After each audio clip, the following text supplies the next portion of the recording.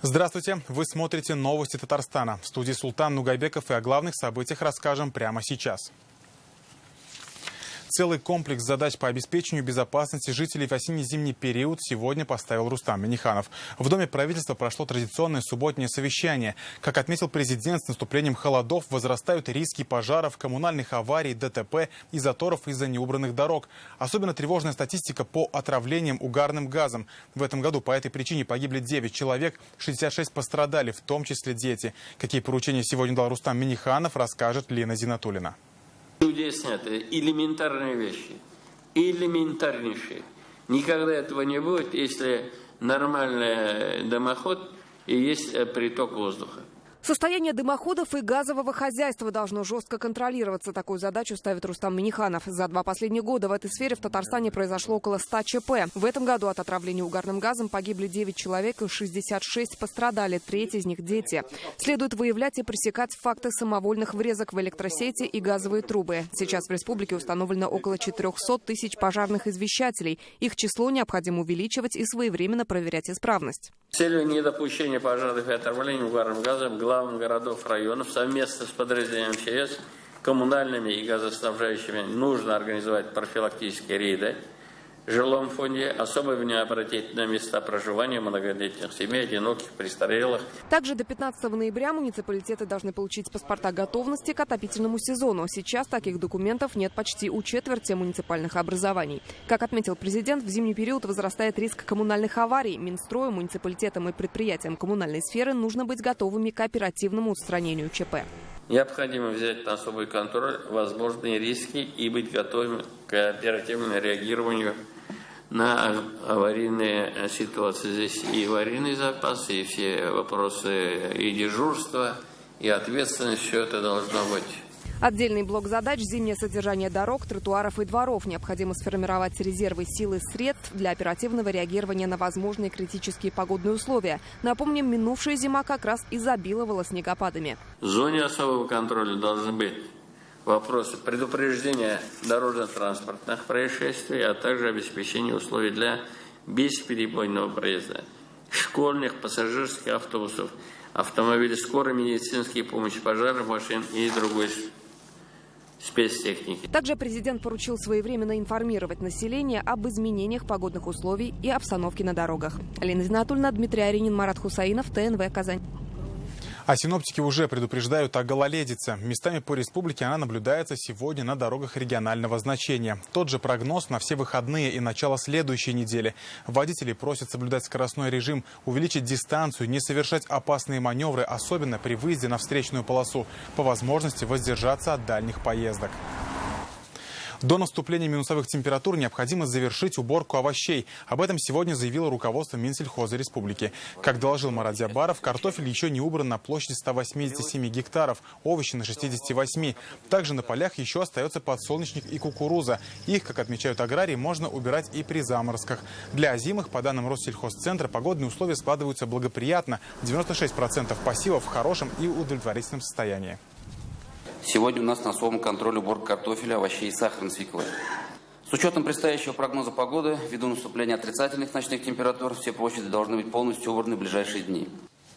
В республике продолжаются осенние сельхозярмарки. На прилавках только свежие продукты напрямую от производителей. А главное, цены ниже рыночных. Картофель по 18, капуста по 16, морковь и редька по 20. В Тюльчинском районе помимо овощей продавали и живой скот, телят и жеребят. Оттуда репортаж Сирины Сахаповой. Центральная улица Тюличей превратилась в одну большую торговую площадку. Свои прилавки развернули 30 производителей из соседних сел и районов. Выбор огромный. Изготавливаем масло, сыр, 9-10 видов. Плавленые сыры есть. Нашу продукцию очень любят. Люди приезжают из соседних районов, покупают очень много. Мы очень ждали эту ярмарку. А капуста почем продается?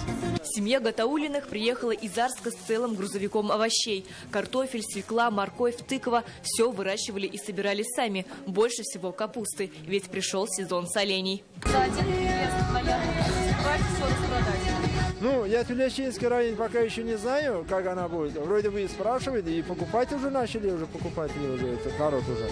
Не знаю, но в Казани мы все распродаем. Очереди на ярмарке небольшие. Продукции хватит на всех. Молоко по 40 рублей за литр. Мясо 450 рублей за килограмм. Все продукты есть. Покупателей много. Низкие цены.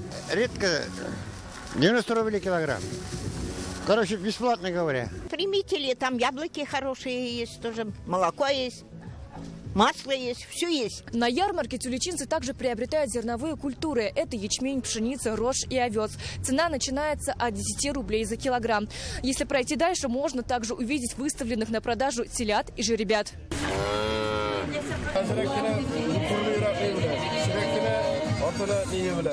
Посмотреть на первую осеннюю сельхозярмарку тюлячей пришел глава Назип Хазипов.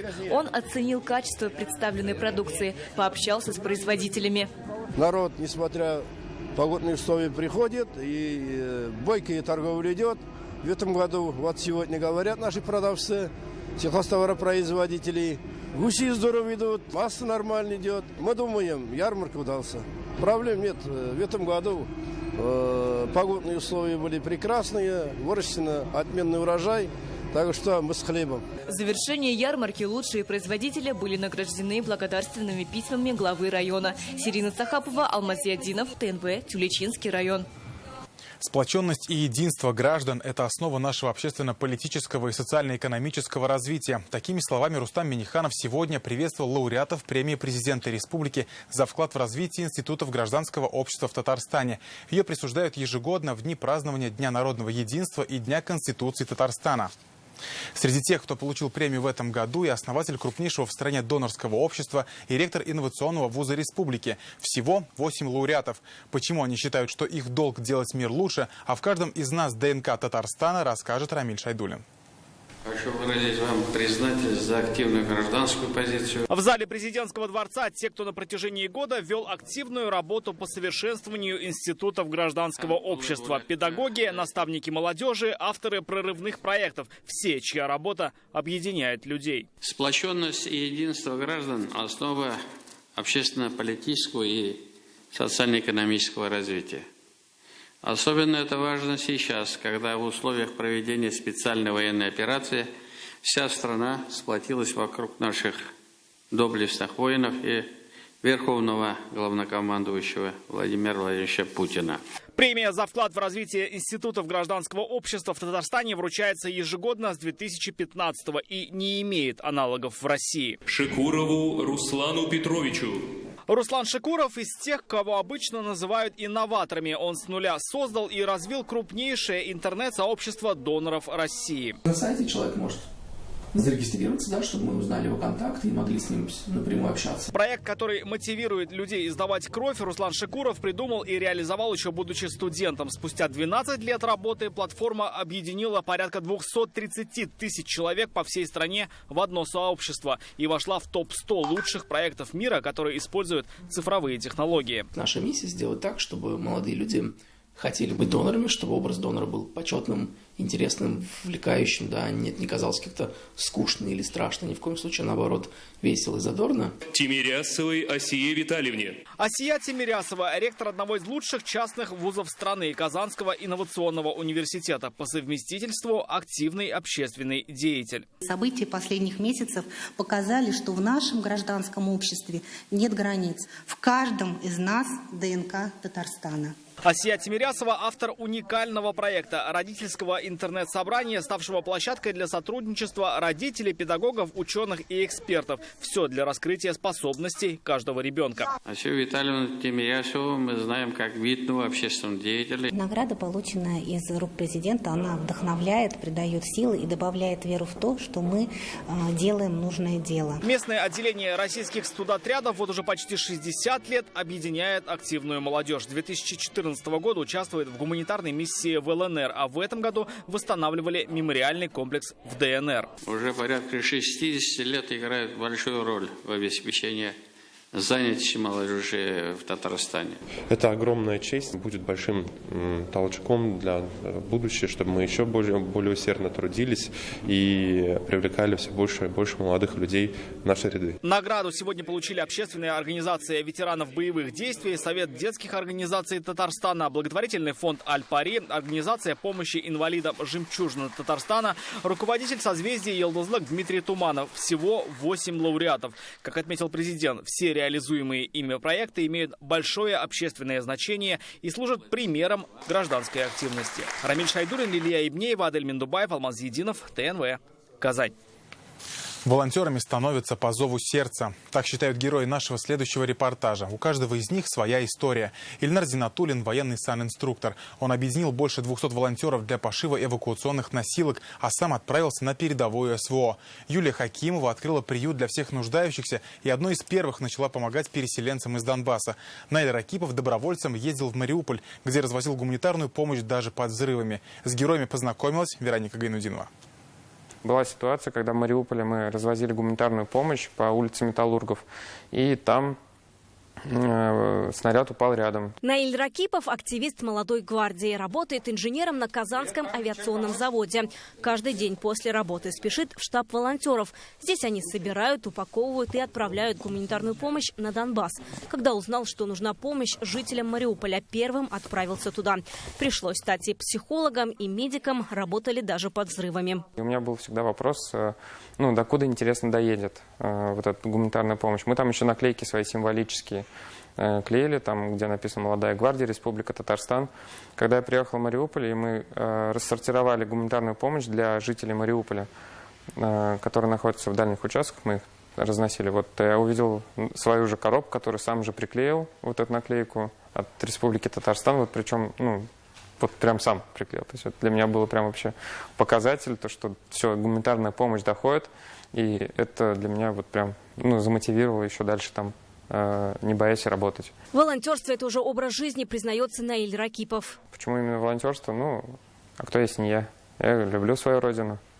И дальше буду также помогать. С любви к родине началась волонтерская жизнь и у Ильнура Зиннатуллина. Он военный санинструктор, служил в горячих точках. Сейчас снова на передовой. Пока Ильнур Зиннатуллин в зоне СВО, его волонтеры из движения «Золотые руки ангела» шьют носилки и одежду для бойцов. Наверное, это в первую очередь нужно слова благодарности сказать Антимиру Шариповичу Шамиеву. Я помню с детства его первое выступление. Никогда, наверное, не забуду. Это первое, 30 августа. И он тогда сказал: мы едины, мы единство, мы вместе, и только вместе мы справимся. И по этому пути я сделал для себя также ключевым. И в проекте у нас есть волонтерский внутренний чат, когда к нам новые волонтеры приходят. Я всегда с теплотой, с душой говорю то, что добро пожаловать в семью. Ильнур Зиннатуллин смог объединить уже больше 200 волонтеров. В зону СВО они отправили 500 эвакуационных носилок. Так я выражаю свою гражданскую позицию, так я выражаю поддержку ребятам, благодаря которым мы сейчас здесь спим спокойно. Каждому готова прийти на помощь Юлия Хакимова. Она мама 4 детей. Про ее волонтерскую организацию знают по всей стране. В день за помощью обращаются по 10-15 человек. Она организовала приют для всех нуждающихся. Еще в 2014 году помогала размещать переселенцев из Донбасса. Сейчас планирует собирать аптечки для бойцов СВО. Вот такие места для помощи людям, они, наверное, как раз и объединяют людей, где люди встречаются, те, кому нужна помощь, и те, кто хочет помочь. В сложные времена они объединяют людей на помощь друг другу. Только вместе, вот так объединившись, можно преодолеть любые сложности. В этом точно уверены наши герои. Они лучший тому пример. Вероника Гайнудинова, Чулпан Касимова, Рамзель Гарипов, Наиль Абдуллин, ТНВ, Казань. Сегодня студенты Казанского энергоинститута присоединились к всероссийской акции «Письмо солдату». Она проходит с 3 по 6 ноября в честь Дня народного единства. Каждый желающий может написать слова поддержки мобилизованным. Письма можно отправить в бумажном виде. Можно написать их в общественных центрах волонтеров Победы. Адреса размещены в группе организации ВКонтакте. В Казани это Батурина, 7А. Также письма в электронном виде принимаются по адресу на экране. Решил поучаствовать в этой акции, потому что считаю, что каждый солдат сейчас нуждается в поддержке, и без этого никуда. Он должен почувствовать, что его на родине ждут. Надеюсь, он поверит в себя, поверит в своих товарищей. Каждому сейчас нужна поддержка, моральная в том числе, поэтому это очень важно, я считаю, чтобы, неважно, кому это пришло, но чтобы это помогло ему на своем жизненном пути преодолеть все трудности. Завтра Татарстан отметит День Конституции. Главный закон республики был принят 6 ноября 1992 года и заложил фундамент политического устройства и социально-экономического развития региона. По случаю праздника к татарстанцам обратился президент Рустам Минниханов. Цитата. «На изломе эпох Конституция Татарстана, являясь отражением воли многонационального народа республики, гарантировала широкие права и свободы граждан. Прошедшие 3 десятилетия подтверждают высокое значение основного закона в сохранении и развитии исторических, национальных и духовных традиций, культур и языков всех народов, проживающих в республике. Опираясь на его фундаментальные нормы и положения, забота о человеке стала важнейшим приоритетом в деятельности всех органов власти республики.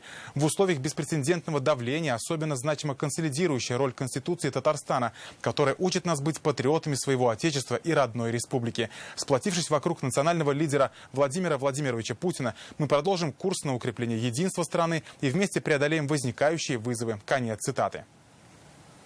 Завтра 30 лет со дня принятия Конституции Татарстана. Основной закон появился на год раньше российского, 6 ноября 1992 года. Он ознаменовал начало нового этапа в развитии Татарстана. Над документом трудились лучшие правоведы республики и страны. Конституционную комиссию возглавил Ментимер Шаймиев. И спустя 3 десятилетия, отмечают эксперты, Конституция обеспечивает надежный фундамент экономического роста республики и межнационального мира и согласия. Как происходило историческое событие и какое оно имеет значение, расскажет Дмитрий Аринин.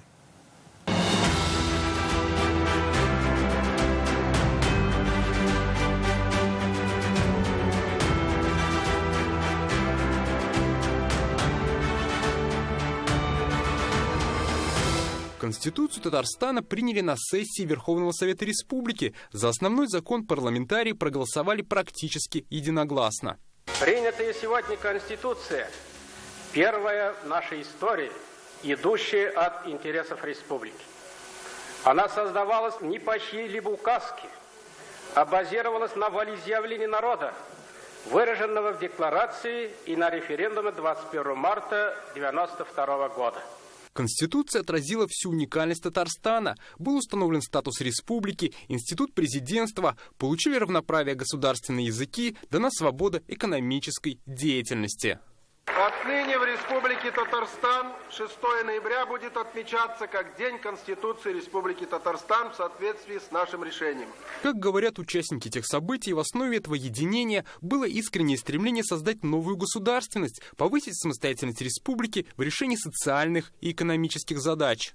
И сегодня мы убеждаемся, что мы поступили верно, приняв такой длительный, перспективный, на длительный срок Конституцию, которая объединила многонациональный народ, создала условия для развития каждого и сохранили хребтовые отрасли экономики нашей республики, народного хозяйства, поддержали культуру. По республиканскому закону о порядке введения в действие Конституция Татарстана вступила в силу 30 ноября 1992 года, то есть спустя 24 дня после того, как здесь же в Госсовете основной закон был принят. Отметим, что Конституции России тогда еще не существовало. Она появилась только год спустя, 12 декабря 1993 года. В целом, творцами Конституции Республики стали сами татарстанцы. Над текстом работали больше 7 месяцев. Была сформирована Конституционная комиссия. Ее возглавил Ментимер Шаймиев. Ученые и правоведы учли все предложения жителей и изучили лучший мировой опыт. Мы были практически первопроходцами. Мы в ходе работы Конституционной комиссии просмотрели целый ряд конституций демократических стран Европы, Соединенных Штатов, но мы взяли оттуда общие принципы. Приняли же Конституцию Татарстана раньше, чем Конституцию Российской Федерации. Постарались, чтобы соответствовали мировому уровню, я имею в виду международному праву. Это был очень важный момент. Конституция Татарстана – это 7 разделов, 4 главы и 126 статей. Основной закон определяет основополагающие правовые нормы, декларирует важнейшие ценности и задает ориентиры развития общества. Формируя каркас государственности республики, Конституция способствует сохранению и развитию исторических, национальных, духовных традиций, культур и языков, обеспечению гражданского мира и межнационального согласия. За 30 лет действия Конституции Республики было принято 16 изменений и дополнений. Сейчас идет работа по корректировке в связи с изменениями в Конституции России в 2020 году. Сейчас вот поправки в Конституцию Российской Федерации, они в большей степени как раз касались именно ценностных, целевых ориентиров развития российского общества. То есть мы вернулись по факту к той же самой модели, которая была уже закреплена в свое время в Конституции Республики Татарстан. Мы давно говорили о том, что государственная власть и местная власть, муниципалитеты, это, ну, извините, это единый организм, что их разорвать нельзя. Еще изначально Ментимир Шарипович об этом давно говорил, что вы все несете ответственность за решение общих задач. Тогда не было понятия единой публичной власти. Сейчас мы ввели понятие единой публичной власти в Конституцию Российской Федерации. Сейчас эксперты отмечают, Конституция Татарстана прошла испытание временем и спустя 3 десятилетия подтверждает правильность принятых решений. Сегодня можно сказать, что межнациональное, межконфессиональное мир, гражданское согласие, развитые институты гражданского общества, успешное социально-экономическое развитие. Все это является, с одной стороны, предметом нашей гордости, повседневной заботы и в то же самое время уверенности в завтрашнем дне.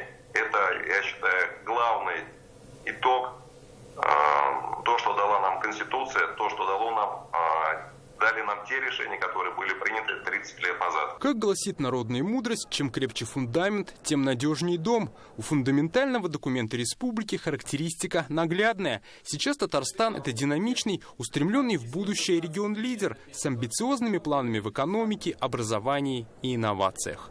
Дмитрий Айринин, Алмаз Зиединов, Адель Миндубаев, ТНВ, Казань. От османских казаков до африканских племен. Такие мотивы в хоровом исполнении накануне услышали казанцы. Большим концертом в БКЗ завершился проект «Дружба народов». В течение месяца Государственный камерный хор республики и оркестр «Казан-Нуры» познакомили с музыкой разных народов жителей Альметьевска, Набережных Челнов и Елабуги. Идею дружить музыкой предложила руководитель хора Милюшата Миндарова и поддержал президентский фонд культурных инициатив. Об авторских костюмах, энергии режиссера и обязательной традиции всех концертов Лилия Кашфарова.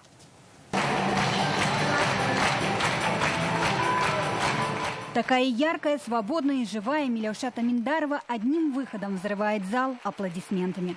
Она ловко хватает голоса 32 хористов и сливает в единый мотив – русский, татарский, башкирский, шотландский или даже шаманский.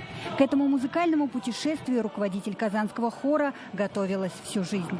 И вот ее идея воплотилась. Это вот поддержал мою личную инициативу дружить песнями фонд культурных инициатив. Я невероятную просто благодарность и признательность самой идеи. Вот поддерживать людей, которые не входят, скажем, там, не приближены к Министерству культуры или к правительству. А я взяла вот так и приблизилась, понимаете, придумав вот этот проект, собрав эти песни, собрав идею этих костюмов. 40 новых костюмов шили в самые короткие сроки. В нарядах воплотили колориты 6 народностей Поволжья. Главная идея проекта – единение. Ведь все народы поют по-разному, но об одном.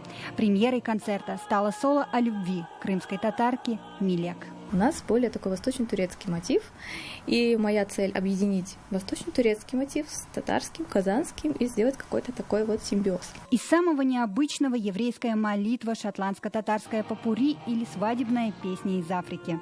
К программе переработали музыкальные материалы России, Азии, Америки и Европы. У меня уже после второй песни были слезы в глазах.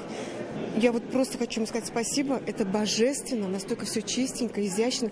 Я просто попала в храм искусства. Очень красивые костюмы, невероятно. Вообще смотришь и заглядение. Как говорил Толстой, искусство – это единение, одним словом. Единение. Оно для этого и создано. Музыка со всего света за этот месяц прозвучала в Альметьевске, Набережных Челнах, Елабуге и Казани. И по традиции финальную песню поют все – хористы, музыканты и зрители. Лилия Кашфарова, Данил Филатов, ТНВ, Казань. Так заканчивается эта неделя. Интернет-версию итогов прошедших 6 дней читайте на сайте газеты «Реальное время». Еще больше новостей в нашей группе ВКонтакте и Телеграм-канале. Также наши выпуски доступны на платформе Рутюб. Я с вами прощаюсь. Всего доброго.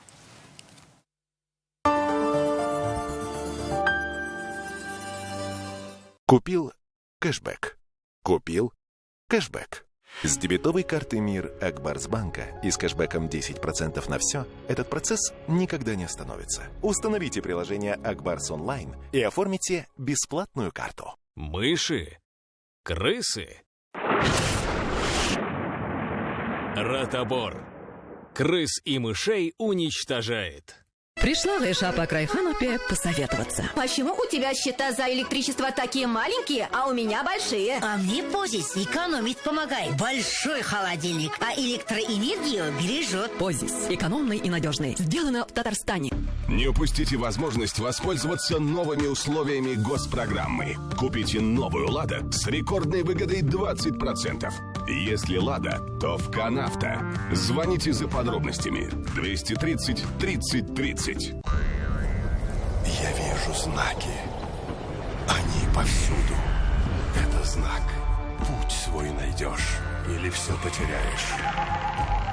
И это знак. Мудрость озарит тебя или отвернется навсегда.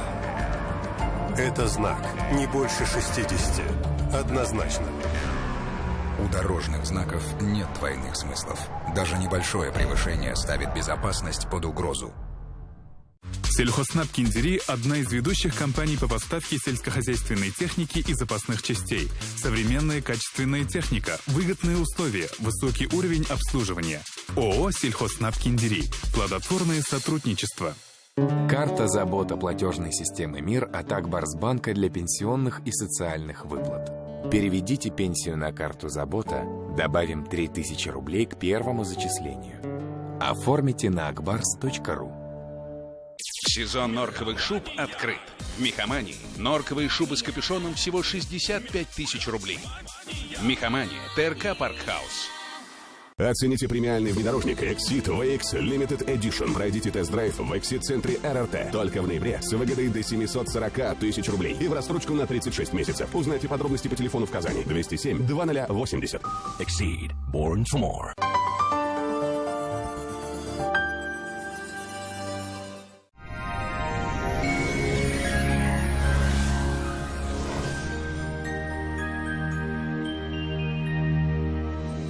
Изменения в природе происходят год от года. Здравствуйте, в студии Илья Андреев. Это прогноз погоды на нашем телеканале. В ближайшее время расскажем, что ждать по Республике Татарстан, когда начинает оказывать влияние западный антициклон. Итак, по данным сервиса Яндекс.Погода, в Бугульме, Бавлах и Азнакаево дождливо, ветрено. Ночью минус 2 градуса, днем 1 градус ниже 0. Небо затянуто облаками. В набережных Челнах, Нижнекамске и Лабуге здесь редкие осадки. В дневные часы ожидается от 0 до плюс 1 градуса. В Агризе, Менделеевске, Актаныше без осадков, и здесь температура станет ниже. Ночью до минус 1 градуса, днем до 0. В Арске, Кукмаре, Балтасе облачная погода пока сохраняется. Осадки не ожидаются, температура ночью и днем минусовая. У Болгаре, Дрожжаном, Буинске ожидается сухая погода. Температура в дневное время около 0 градуса. В Альметьевске, Чистополе, Мамадыше облачная погода. Допускаем небольшие дожди с порывистым ветром. Днем не выше 1 градуса тепла. В понедельник сохраняется аналогичная погода, а дальше небольшие потепления. Дни поздней осени бронят обыкновенно, но мне она мила, мой телезритель дорогой, красою тихую, блистающую смиренно. В Казани облачная погода сохраняется, допускаются осадки в виде снега. Ночью ожидается до 1 градуса мороза, а днем от 0 до 2 градусов тепла. Ветер северо-западный, порывистый, атмосферное давление в пределах нормы 763 мм ртутного столба. Влажность воздуха 84%, магнитное поле Земли спокойное. Но прохладная погода с порывистым ветром может вызвать недомогание у метеозависимых людей. Природа взяла курс на зиму. То снегом припорошит, то порывистым ветром обдует, а лужи покрываются тонким слоем льда. Помните, осень может стать теплее лета, когда душа в солнечное настроение одета. Смотрите наш телеканал. До встречи!